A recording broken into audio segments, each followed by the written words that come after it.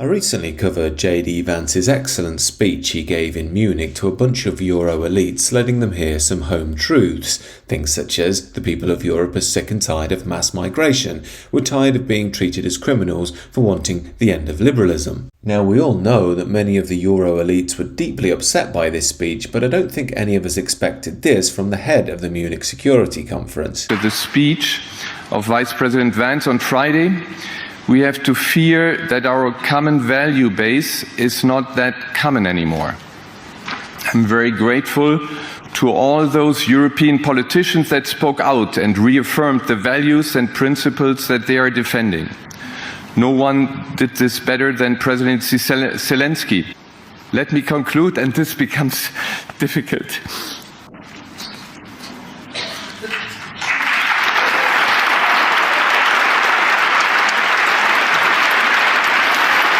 Yeah, for some reason he started crying and got a big round of applause from the other liberals too. Now, if this isn't symbolic of the state of European elite masculinity, I don't know what else is. Now, this is especially egregious as here's this fella laughing when Donald Trump warned Europe many years ago not to depend on Russia for their energy. That turned out well, didn't it? And while he's getting his knickers in a twist about JD Vance's speech because it might be construed as mean to migrants, this is February so far in terms of attacks from new arrivals. Moroccan stabs an 11-year-old girl to death in the Netherlands. 3 separate AK-47 shootings in Brussels. Brazilian migrant stabs 3 strangers in Dublin. Afghan asylum seeker drives a car into a crowd in Munich. 12 people injured by a grenade in France. 2 stabbed by a Palestinian asylum seeker in Athens. An African stabs a man to death in Dublin. A Syrian asylum seeker stabs a 14-year-old to death in Austria. Funny how none of these things make him emotional, isn't it? And this sums up exactly why people are sick of the European elites. They're only bothered because their precious utopian liberal bubble has been burst by reality.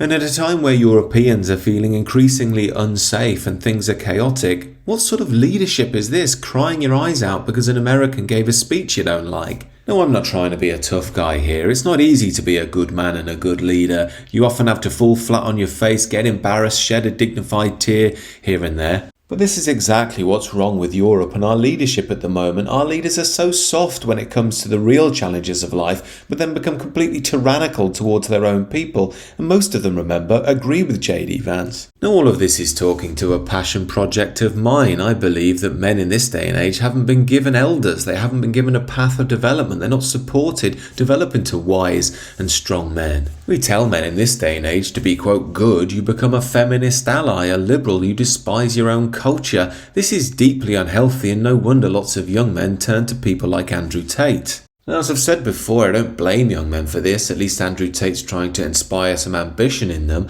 But ultimately, chauvinism, machoism, cars, women and money isn't the answer either in my eyes.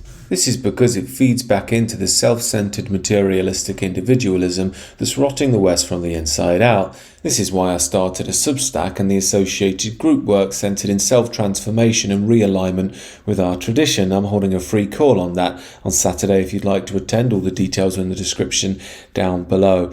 Other than that, do let me know your thoughts on this and do consider subscribing to the channel if you're new.